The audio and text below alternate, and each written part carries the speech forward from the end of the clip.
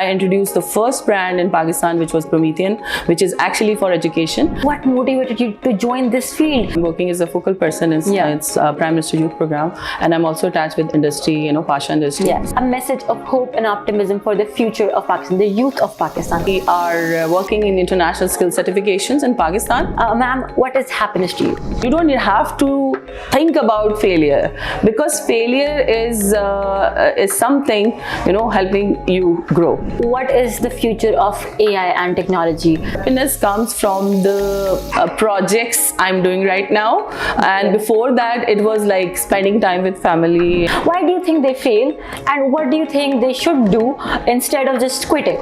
You need to read, you need to explore yourself, you need to see what you can do and achieve in your life. Assalamualaikum everyone, my name is Ijaz from Women CEO Club, and I'm back again with another episode of Coffee with CEO. And today we have a dynamic lady with us. She is Dr. Sonia Saleem, who is from SET Pakistan, biggest IT company, and she's doing so many things, and she has so many designations under her umbrella and so many different companies that she has been a part of. So let's hear from her. Assalamualaikum ma'am. Walaikum assalam, how are you? Thank you so much for inviting me. Definitely ma'am, it's a pleasure. How are you doing ma'am? And please describe what you have been doing so far in a nutshell. Basically, we are working in international skill certifications in Pakistan, providing different kind of job opportunity. We are creating for the youth of Pakistan. The need of the hour. Yes, that's true. And secondly, government of Pakistan is very supportive, and they are basically helping us a lot. I am working there as a focal person for education, technology and employability. So other than the building blocks of the society. Yes, that's true. And then from industry, I'm also representing, first time in the history there was election, and there were two women from Pakistan, one from GB, and I was the second one. I got this opportunity to lead the IT companies as a CEC member of Pasha. What motivated you to join this field of IT and then education and this employability? What motivated you? What is the Actually, when I was like, my family business is totally different what I'm doing right now. So I was like totally getting those advices from my parents, but it was very difficult for me to understand what they do. If it's in construction, if it's in waste management, we are bringing innovation, technology in Pakistan. And I was a student. I introduced the first brand in Pakistan, which was Promethean, which is actually for education. It enhances, it's a digital screen. It enhancing the, the learning of a student like 40-50%, because they have a lot of RETA system in Pakistan. Wow. So it was the first initiative I took when I was a student in UK, and then I was like, I can be an entrepreneur. So I shouldn't be like listening to my parents. My mother wanted me to be a doctor. That doctor, I'm not that doctor like who gives you injections and medicine. I was totally different, and that's why this motivated that's wonderful. me. You made a path of your own for your own self. Yes. Despite having a family business, a well-set business, you chose your own path, and that's admirable. Because I can get my own name if I do this different kind of thing. Definitely. Ma'am, as you started a startup, you bring up business, you were an entrepreneur, but there's so many entrepreneurs just like yourself, so many women from Pakistan who start businesses but they end up failing and then they never continue. Why do you think they fail, and what do you think they should do instead of just quitting? Yeah, actually the fail word is not for me. Okay. Because when you are doing something and you are starting to do like there are different chambers working in Pakistan for women empowerment and stuff. I was also I was vice president there, senior vice president.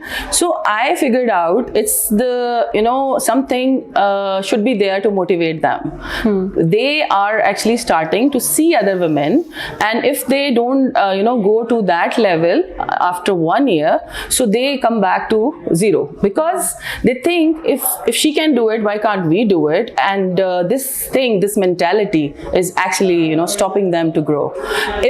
Because when I started my business, I never took any funds, anything from my family or stuff. So I started it. I closed one deal after 1 year. after 1.5 years. And before that, I was just wasting. I wouldn't say wasting, but it was like something I was learning from.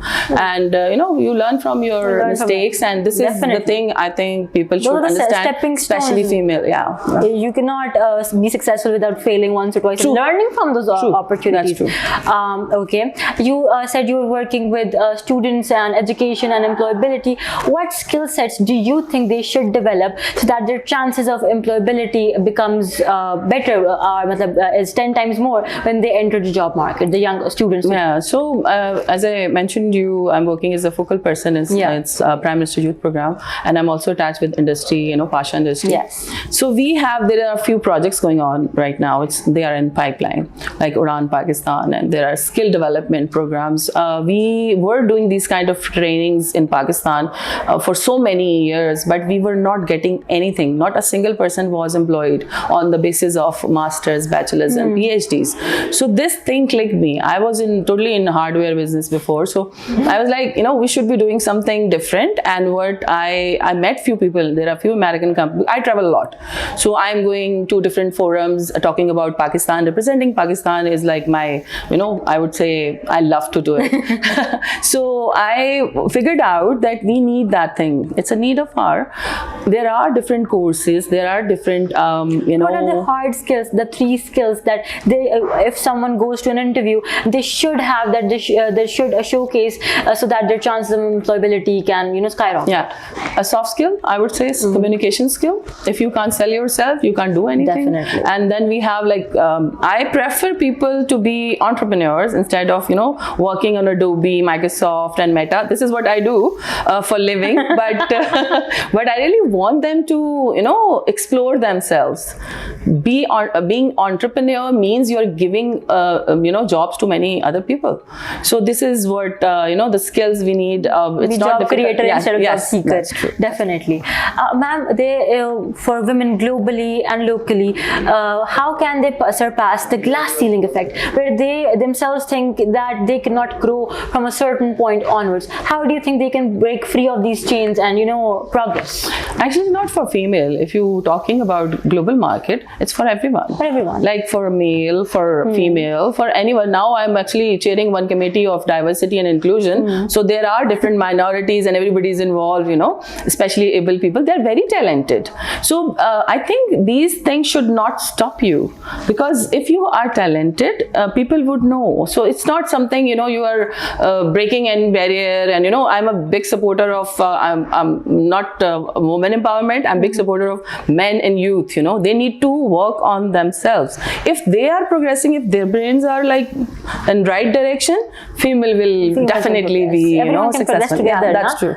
Everyone supports each other. Yeah, true. Okay. Ma'am, what is happiness to you? What is happiness? Okay. To you. Okay. What happens to me? What is happiness? Happiness. Okay, sorry. I couldn't get it.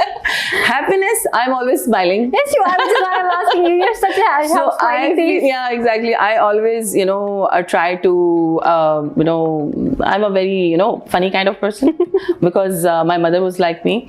So she's still there, telling me a lot of good stories, and, I do that. So happiness comes when you're working on some sector, no matter what you are doing, even you are, into some small, because I would say, because I'm an entrepreneur, so I will talk about the business point of view. Definitely. So if I was making in a business of making biscuits or small little business, if I am ever closing anything, it's my happiness that I have achieved something. So happiness comes from the projects I'm doing right now, and before that it was spending time with family, and that's it. What is the future of AI and technology in the next 5-10 years? Where do you see, because you have been working closely with all these sectors, so what do you think is the future of AI? When we started these artificial intelligence in Pakistan, and there were so many people and trainers, they wanted to know what's going on. We are providing these certification exclusively. So it was very difficult to let them understand that they are not replacing teachers or any student. they are actually helping you They're grow. there to help you. They're an aid so, to you. Yeah, so we are still in that process because people don't know how to use it properly. So we will be helping them. In education sectors now, teachers are in a dilemma that all the students just chat GPT their assignments and they are not using their own creativity. How can we judge them? How can we do teach them now? Because everything is so readily available on AI. How can we grade them when all they do is like plagiarize and all that, and they can get away with it so easily now? Yeah, that's true. But you need to know how to use it properly, because if you're talking about the phases and age limits of a kid, like if they are like very young, I don't think they should be getting these gadgets at that age. Definitely. Because otherwise it will go somewhere else. So it's helping you grow, but you need to be you need to understand where you're coming from. So I think this is the thing. It will be a work in progress. So, it will take some time to get used to. True. Okay. Lastly, ma'am, a message of hope and optimism for the future of Pakistan, the youth of Pakistan. The camera. So for the youth, I would say you need to read. You need to explore yourself. You need to see what you can do and achieve in your life. So if you really want to do something, you need to you don't have to think about failure, because failure is something helping you grow. So this is what I would say for the youth of Pakistan. Dhanne nahi kare, and you just focus on your studies, focus on your parents, family, and then sky's the limit. Definitely. Thank you so much, Dr. Sonia. It was a pleasure meeting you. It was such a fun conversation that we had. Likewise. And thank you, Women's CEO Club, for providing us with the opportunity to share these stories.